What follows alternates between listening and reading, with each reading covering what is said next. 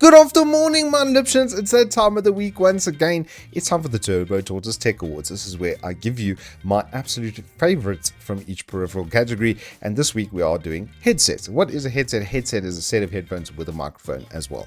Otherwise, they'd just be headphones and not a headset. You see how that works, kind of thing? Anywho, without further ado, without further gilding of any lilies, let's get straight into it.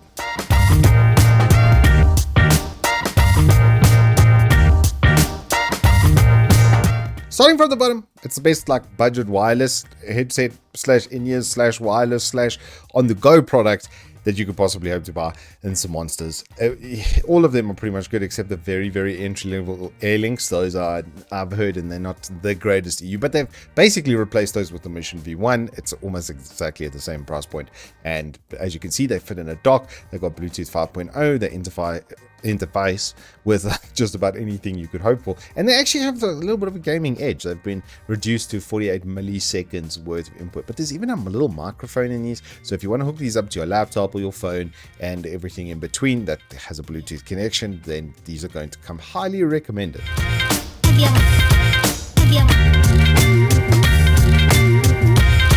Then for best budget headset of them all, it's the MH630s or / hashtag the MH650s. At the price point, these things are just sick. They are super, super hard to beat, honestly, and in general give really good sound quality and a microphone at the price point. And every single person I know who uses these, they sound so good, and it's so natural sounding and crystal clear, and it's got removable microphone and then the splitter cable in case you need, and then it's 3-in-1 for where you need that, etc, etc. The bang for buck on these is incredible. The MH650s are a little bit more expensive, so if you do need a USB type connection, or you prefer a USB type connection where everything's all in one, maybe you don't have a greater sound card on your PC, then I would say get those. But in general, for general gaming, audio, etc., these are 10 out of 10.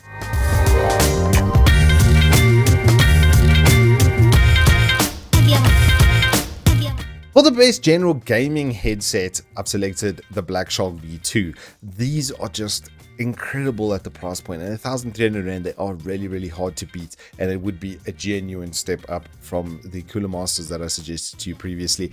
In general, they're just two big 50mm drivers with a pretty decent mic, and in general pretty good build quality as well. The comfort on these is extremely good, but the main thing for this is that audio pickup. The way that they've created this, the soundstage that they've produced with putting the speakers really far back set in the cans, really sets them apart from a lot of other gaming headsets, because that's what you're really relying on, is that audio positioning, so you can hear where people are coming from. It's got virtualized 7.1, but you really don't need it. If the game has a good soundstage, then this is going to take full advantage of that. And then obviously you've got an included microphone and all the other nice little odds and ends. They're also PlayStation and Nintendo Switch compatible, so it's got a bit of flexibility in it.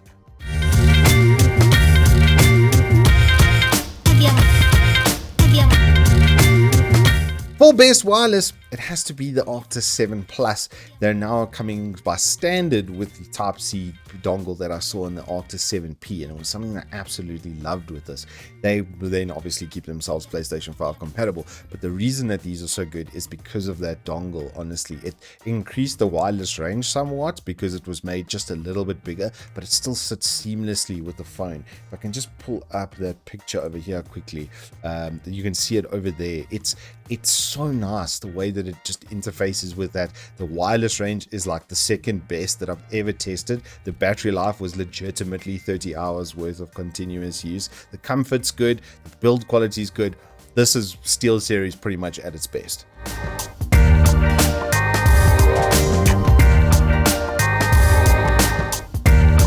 For best budget wireless, we've got the G435s, and I might be a little bit confusing having seen the SteelSeries and the price point, but SteelSeries don't include a Bluetooth receiver where this does, so you're going to be able to use it on anything Bluetooth, and then it has a 2.4 gigahertz light speed. I've actually bought a set of these even for my own mum, and they work absolutely fantastically. The battery life is pretty good for what they weigh as well, 235 grams. It's almost like they're not even on your head. They are kind of basic. They don't have the best microphone you're ever going to hear. The audio quality is pretty good for what you pay as well, but that flexibility between platforms and that weight is why they then win the best budget wireless.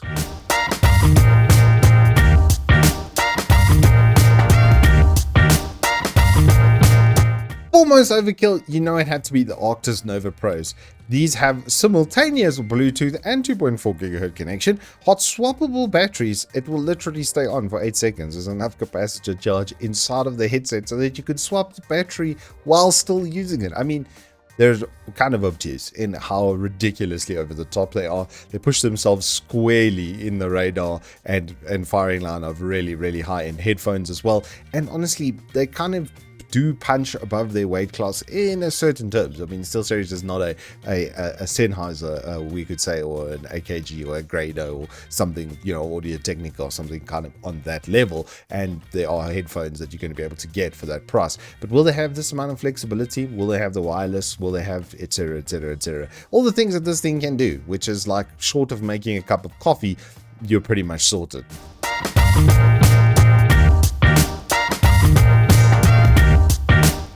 And finally, my best headset of the year is already out of stock, and there's only was one on open box deal. They're normally about $2.5 grand, and there's just nothing that compares to these in a complete package sense.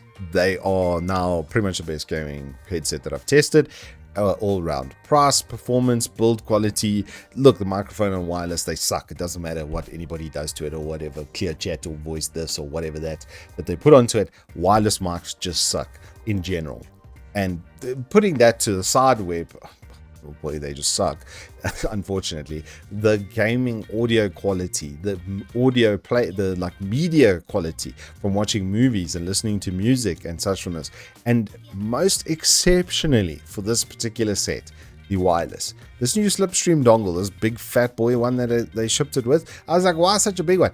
Because the range is 10 million kilometers. Plus like another 1 million kilometers. It's ridiculous. They tested to 1.5 times any other headset. I walked not across my whole house. I walked to my front gate before they started losing signal quality. And that is an exceptionally long distance. You're talking about 40 meters through multiple walls. Okay. They are ridiculously good. The battery life was pretty good as well. They quote 24. I got something similar to that. I will pop out the review over here for you. But unequivocally, these are now the best gaming headset you can buy, bar none. Anywho, minor liptions, that is all I have for you on the very best gaming headsets that you could hope to buy, and hopefully there's something for everybody at every single budget point. We try to cover those bases and include a lot of flexible products like the G435, where it can do Bluetooth and wireless at a reduced cost. So I hope you guys have enjoyed this. What are your favorite headsets of 2023 that are out right now and in circulation in the market? I'd love to hear your thoughts in the comments down below. Until then, I hope you guys stay safe, keep well. If you have enjoyed this, please do hit us up with a like and subscribe, and I will see you on that flip side.